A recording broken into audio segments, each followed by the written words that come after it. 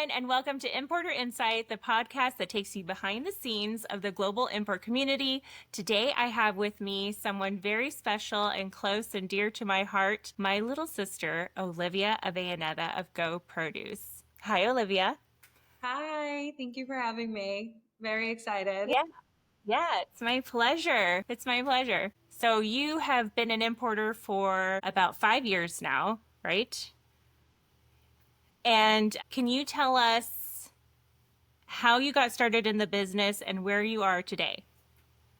Definitely. So I obviously work with our dad. Today we own an import company. We recently went off on our own, but prior to that, I worked for him and his previous business. And yeah, just I started in sales, and now I'm not even sure what my title is today.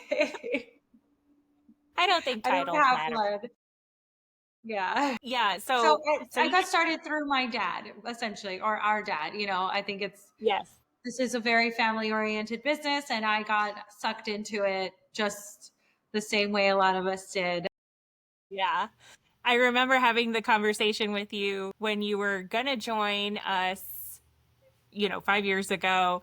And I remember you saying like, I think you'd be really excited to be part of this family business and how it was just so interesting to be a part of the whole food supply. And I remember it like it was yesterday. And here we are today and you own your own business. So that's really, really cool. So what Yeah, a lot inspired has you changed. guys?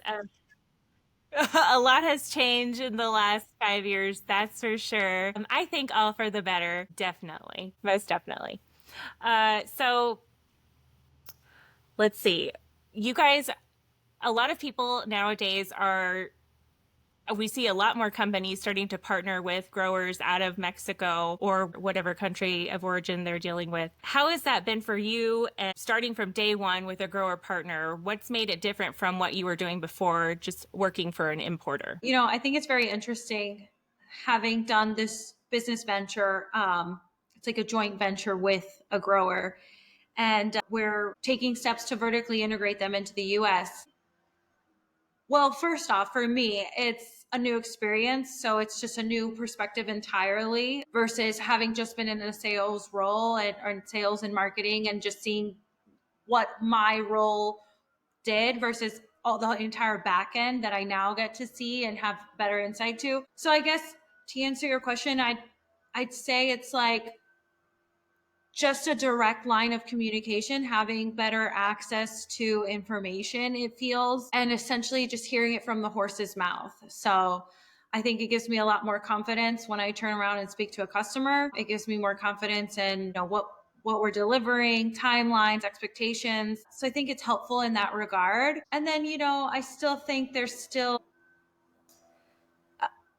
whereas if you weren't partnered directly with a grower and they didn't also have a stake in your business, I think there's still just what doesn't change is the demand of constant communication, I guess, or showing exactly what it is you're delivering numbers wise, or what kind of communications you're having with your clientele in regards to the product. So yeah, I think that answered the question. Yeah, it did. Communication's vital to our whole industry. And you're right. Whether you're representing their fruit or have a partnership, that communication is going to be key to your success and whether or not you succeed in the future. So I think, hit the nail on the head. Communication is vital.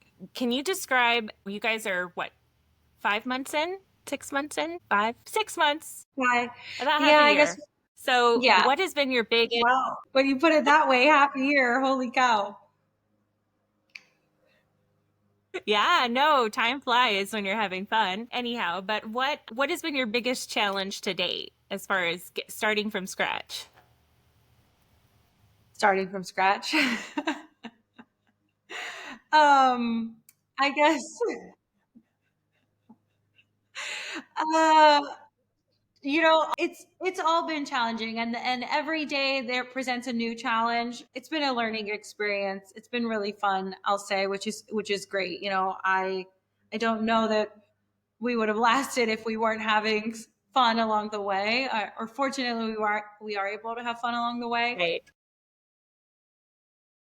But yeah, I guess it was very much so, sink or swim. And I think we had no choice but to swim. And so we figured it out. And every day I'm still figuring it out. And I'm learning that everybody everywhere else is also just trying to figure it out. I'd love to get to a point, hopefully at the end of this year, where we're more of a response state versus react.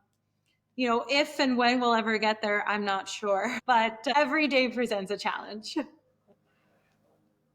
Yeah, we can try to plan as much as we possibly can ahead, but Mother Nature or, other circumstances can take a hold, and, you just always kind of have to fly by the seat of your pants in this business. And I think fortunately we're really good at that. Mom taught us well. And so I think you guys are doing great. I think you're doing great. I think there's so much more success in the future for you. Thank you. So working with family isn't always easy. How does that change the way that you approach the business? I should probably present a little more professionalism. I think I forget that it's a work environment and when I'm talking to dad on the phone and we're negotiating something business wise and so I've had to remind myself like, hey, rein it in. Yeah, exactly. We're all adults. Yeah, we're all adults. I'm okay. Yes. So yeah, I think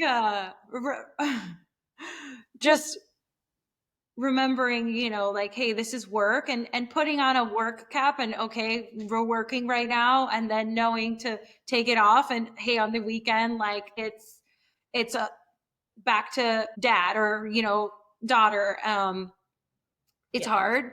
It's hard to go back and forth or to like have the headspace to separate it. But yeah, we make efforts. My experience having working with dad too, it's like you definitely have to compartmentalize the business and separate yourself. And weekends are always great to not talk. Yeah, Sometimes you need we that don't. break We from really talking to don't. each other. Yeah, we really don't. We're sick of But each other by then. yeah, for sure. It happens. But at the end of the day, I think, you love each other and you just keep moving forward. Keep moving For forward. sure.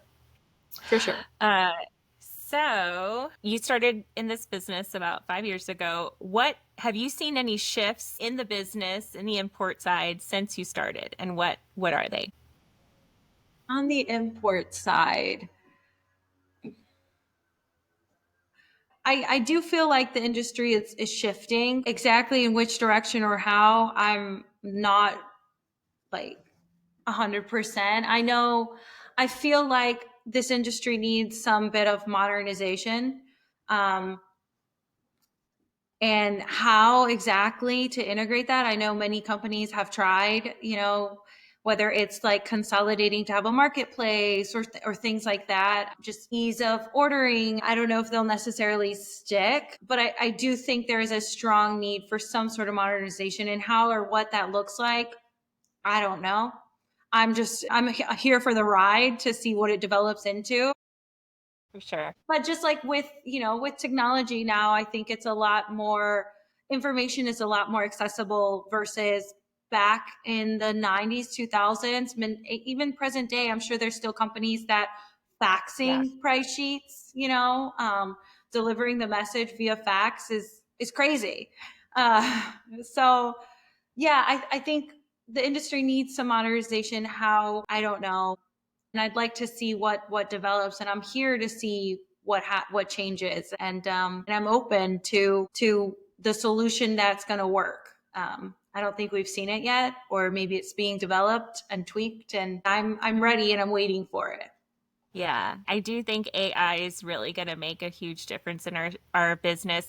I see it already. Our team meetings are recorded, or they have that capability of AI recording. And I actually find it very useful because I can go back and see what the hot topics were and remind myself of what was talked about, and maybe if there's something that I need to touch on in this upcoming meeting. So yeah, things like that, order entry, but even through though all of that, it's like moving the product through the system is still going to stay the same. It still takes a truck to get it from one point to another. And even though there have been huge investments in like greenhouses and so forth to grow things that can't necessarily grow in the United States, it's still so expensive. You still see a lot of them, fall to pieces because they can't keep up. And it's everything with margins being so tight as they are right now. Like there is something needs to happen, something needs to change. Hopefully we're both here to see it Yeah, and able to participate. exactly. Because it does worry me like as a salesperson, what is that going to mean for me as a salesperson with AI being integrated into the whole system, and how is that going Yeah. to work? I personally don't feel like AI is ever going to take a salesperson's job. I don't. Not in this industry. It's too much of a relationship based. People like to talk, and they That's want to. true. Whether it's like they because they like enjoying talking to other people or they Yeah. enjoy hearing themselves.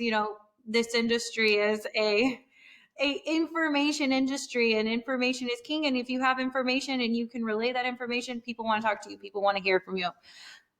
That they'll want to hear from a computer, I don't feel that's where it's at. And like especially now when we're going to the shows, like the shows are really like they're coming back to life again, and everybody is always so eager to see their old Yeah. customer so and so who's now in town or whatever it might be. I think if AI can help us build relationships, great, but will it take over my relationship? No. Right. No, for sure. For sure. Those friendships are so important and they just continue to develop as the years progress. Yeah. It's funny. I've been in produce for 15, 16 years. Don't age And yourself. but I've, talked with my customers through their engagements, their marriages, having children, and we've kind of all grown up together, and that's been, really fun to have people all over the country that, you can relate to. Yeah, for sure. Let's see. So, my next question is, I'm in the hot seat. you're in the hot seat. Let's see. How do you keep up with the fast-moving nature of the fresh produce business and international trade? What do you do to keep up with all the things that you need to do and know about? Well, be a member of TIPA and have a good customs broker. Again, it's just have contacts and resources that relay that information and help me get it done. That's what I've done. And fortunately, we had dad who has 35, 40 years of experience. He has tons of contacts. I had my contacts. And so when we started this business, we were able to hit the ground running and just used our resources and pulled from here and there to piece everything together and make it work for us. So yeah, I mean, joining those communities that give me the information so that I know what to do next. And then asking colleagues, what are you doing? Yeah. What are you doing? And help me help you, or, No, whatever. right. I think we're all starting to see ourselves as, or at least on my end, I'm seeing my competitors as more of, my friends. We're all trying to accomplish the same thing and we rely on each other in some cases. That competition, it's not necessarily competition, it's camaraderie as I've grown. But you touched on a really good topic. Having a good customs broker really does make a difference. There's some bad ones and there's some good ones, and you really want to work with a good one in order to Yeah, get things done and know what's going on, because some of them don't say anything and don't inform you about what's coming down the pipeline, and others do. And I found that to be really, really insightful working with the company that I'm working for now. Like getting that information ahead of time has been really, really helpful. for So sure. I for sure. agree. No, really. I mean, it makes Yeah, the world of they a do. difference when Yeah, you get the information up front or right away, and it allows you to pivot, and then make the next best decision for the circumstance because it's always changing. um exactly. yeah, Exactly. So if you for want to ask sure. us who you should work with, we're open. We know a couple guys We and know a couple gals. guys. Have you had any cultural challenges working with the growers that you're working with now? Um, I guess culturally in the way that they like to work, and we're working out of a specific region, and so I've been told this region operates very different to others. Um, Granted, it's the only one I know, so to me, it's status quo.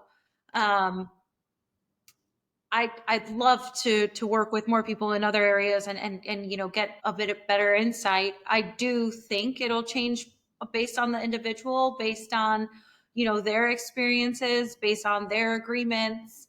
There's always a learning curve and like understanding somebody's communication style, understanding tone over text. Um, Yes. so yeah, and Texting. then The texting tone. what might get lost in translation or not and how they're interpreted. So I think it's just, I personally like to circle back to not taking it personally or trying not to, and nothing's about me, and just read a message for what it might be, or try to understand their perspective and what message they're delivering, and then go from there. Fortunately, it hasn't been very rough for us. Maybe there are days where it's a little like there's some frustration, which I think is natural and would happen anywhere. But for the most part, when things are good, it's good. And for us right now, things are good. So there's not complaints. It's when things are bad that's when it gets scary, 'cause it's like, who's going to come knocking on my door asking for what next? I don't know. Yeah, exactly. Fortunately, I'm not there, knocking on wood. Yeah, that's good. That's good. I think Nathan's grandpa would tell us just keep the good things going, and it's easier to just keep the good things going than try to rebuild it later. So, maintaining your tone, not reading into too many things totally will benefit you in the long run, for sure. Trying to stay professional. Like in a family business, it's like professionalism, what? But at the same time, hey, when I own my own business, I get to dictate what's professional. Right, So that's true. I get to decide. That's true. That's true. Very true. My next question, it has to do with risk, and how do you balance risk and opportunity? Well, like, is the margin worth the money we're going to move?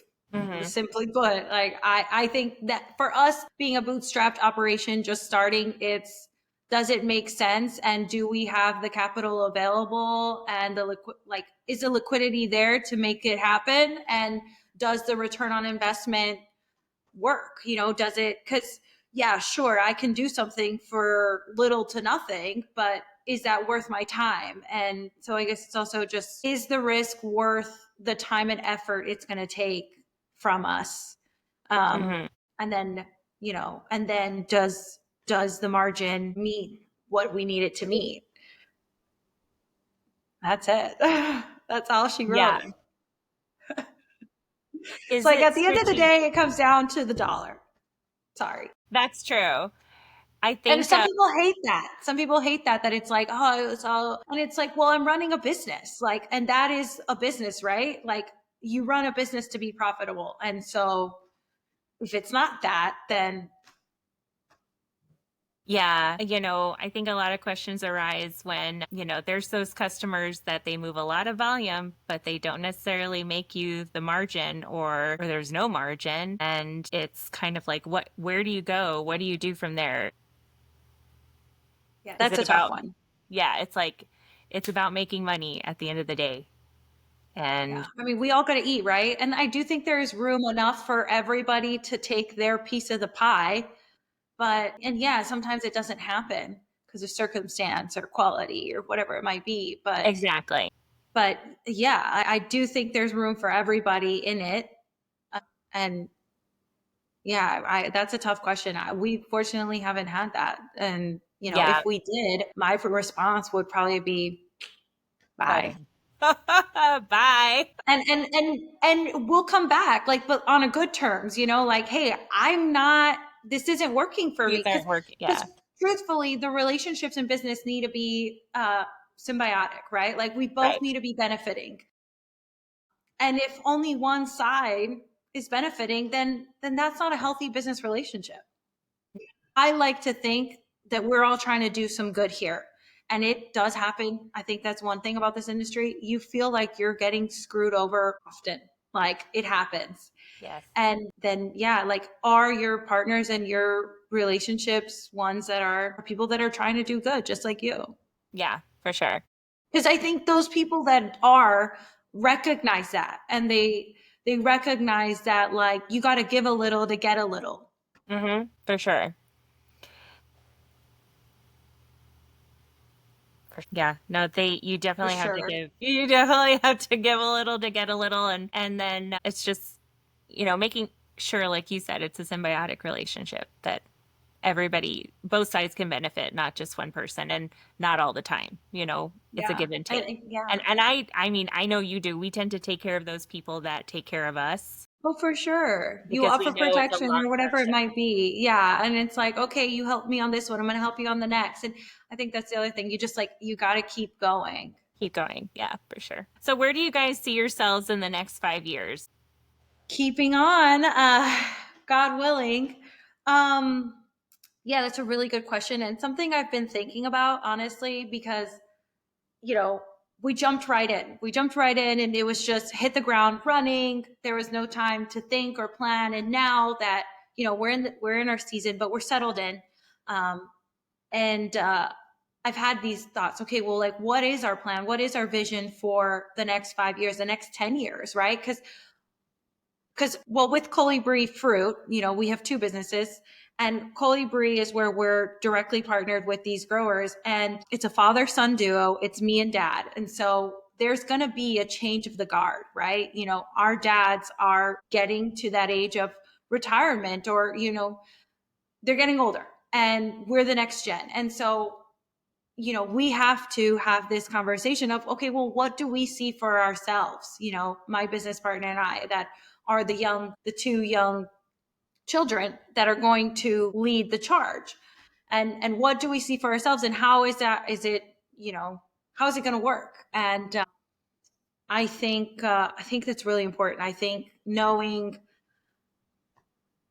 the succession and how it's all going to play out is really important. And so it's something I've been thinking about, and conversations we need to have, and maybe they're uncomfortable ones. But yeah, what exactly that plan is, TBD. I'll let you know. It's going to be big. Definitely something big. I mean, I'd like to grow on just like a simple basis.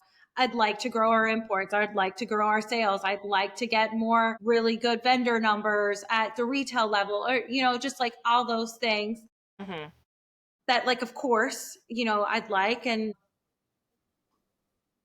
how exactly we get there, the strategy, I think we could put a little pen to paper and have a better game plan. Yeah. I think having those difficult conversations early will make it so much easier down the road. And just being open and upfront about what your expectations are will definitely help you later on. Yeah, for sure. Yeah, I agree. So yeah, I mean, the plan exactly is to grow. Yeah, that's okay. Nobody really wants to talk about their plans, and that's okay. I'm okay with that. Bring me back when I've got my plan. I'll let you know, and then I'll share it. And hopefully it's a good one. So, what would be your advice to anybody who's starting a business like you are? I think just have a little faith in yourself, for sure. Know that you can do it. Like, if I think of everybody else that's come before you and the fact that they've done it and gotten it done and they're working and operating, I think everybody started at employee zero, and everybody had to kind of figure it out. And if I can do it, you can do it. Anyone can do it. I think obviously you have to have the right support and things in place to make it happen. There's elements that some people are more fortunate with than others to have in place, or that does affect starting the business. But after that, I think it's approach each problem as something that you're trying to find a solution for. And then I think, like, I like to give myself little pats on the back, like, okay, yeah, I did that, and now I'm reflecting on, oh gosh, that brought me so much stress back then. And now I'm like, that was, Nothing. nothing. Ask me to start a business again and I'll get it done now very easily. Like I can build another one fast, I feel like. At least like on paper. Yeah. No. Yeah. So, and at the time it seemed like an insurmountable hurdle. And now it's like, I can do that in my sleep. And I think just like, recognizing how far you've come. No, for But sure. yeah, I guess my advice is like take the first, like you have to take a step. And then if you don't make any moves, you're not going to know what the next move is. So if you're like, oh, well, what's my next move? It's like you got to take action to figure out, okay, like, well, what's the next action? Like Yeah. action, there's a phrase and it's like action promotes action, something like that, and it's like you got to make a move to see what are the available next moves, right? Like it's like a Yeah. chessboard, right? Like you make a move, then your opponent makes one, and then you see what's next, like, and then you act from there. I think I remember back dad telling me I was kind of like hesitating on making some decision in the business of some sort. And dad told me it's better to make a wrong decision than to make no decision and just Yes. keep moving forward. So I try to remember that. It's like even if I when I'm hesitating, I just make a choice and it'll be the right one or the wrong one, but I'll learn from it. So Yeah, and I don't think it'll ever be wrong, right? Like it'll be like a right. lesson, which we were experiencing, right? It was like, oh well, maybe that wasn't the best thing to do, but now we learned this Yeah. is what's the best thing or what works for us. Yeah. Just keep learning, keep growing. You'll get there. Exactly. Yeah. And I think it'll also be what it's going to be. I'm trying to approach this as like, it's like a season, right? Like, and this is the season I'm in of building and growing this business. And I'm not tied to like, this doesn't have to be like it forever. I'm like, let's see where this goes. Like, Mhm. let's see where it takes me. That's kind of like how I feel about this podcast. It's like Yeah. it was a way for me to find joy when things were at their worst. And now that Nathan's gotten a kidney transplant and like our whole life has completely changed, I took a little bit of time to rest and I'm ready to start back into it again. And we've got some fun interviews coming up, but it's like where is this going to go? I don't know, but I'm excited to see where it goes and Yeah.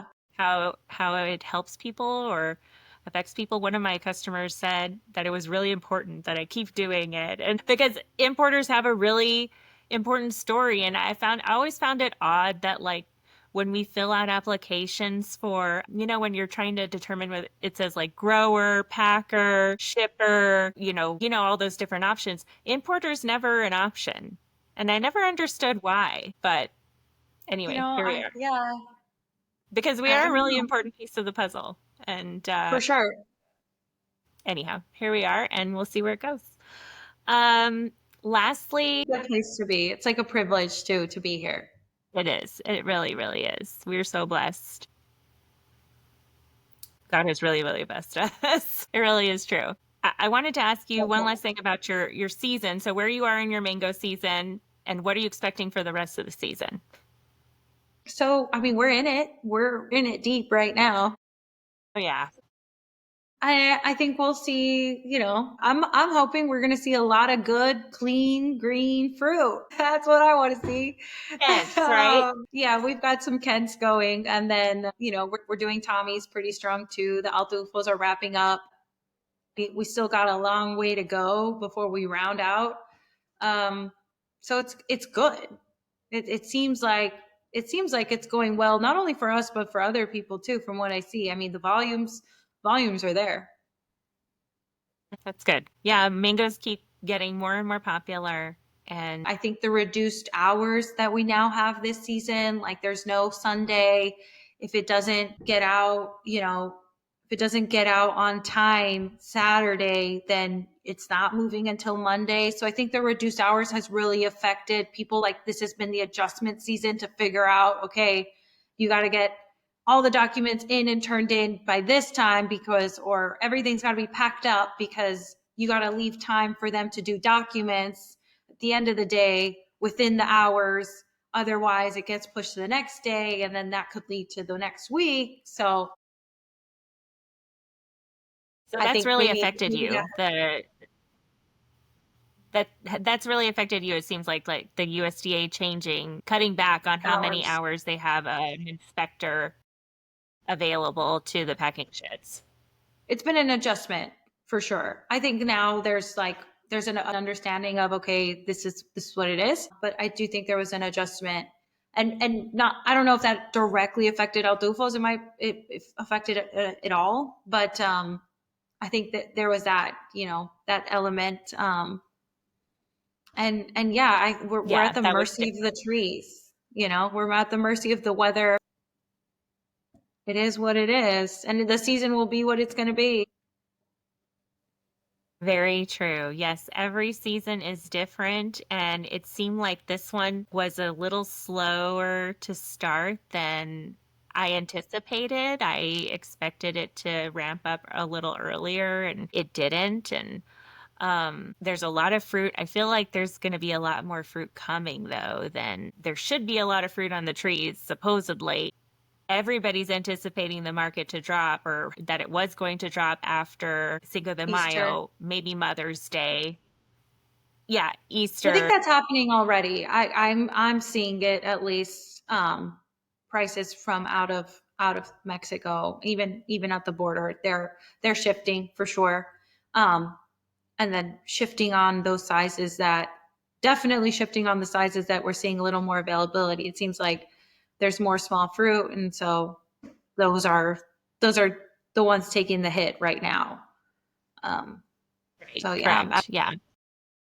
we'll see what happens Market. when there's a whole lot of big fruit. Let's see what happens on the sixes and sevens when they come off, if and when they ever come off. Yeah, everybody's just going to have to start buying big fruit when that happens. Uh, You can it's get like, over your kids and 12s. I swear, it's like they always want what you don't got. It's like, Yeah. And if somehow we make trust me, it if I happen. had, I don't know, but I don't know. I'm like, if I had that size, then yeah, I'd sell it all a day long. It'd be great, but that's not what the trees provided. yes, yeah. Well, I really, really appreciate our talk today. I think it was so much fun. I hope you enjoyed yourself and I appreciate all of your support. My sister, produce Yeah. life can be a hard life, but it's a fun life, and I'm glad I get to share it with you. Thank you. Thank you for having me. I love you. This was fun. I hope we get lots of clicks, lots of follows, like and subscribe. Lots of clicks. Like and subscribe. YouTube, we're on LinkedIn, we're on all of them. Good. Instagram. Anyway, we're all over the place. Great. Okay, well, take care and we'll talk soon. All right. Bye bye. Thank you. Bye.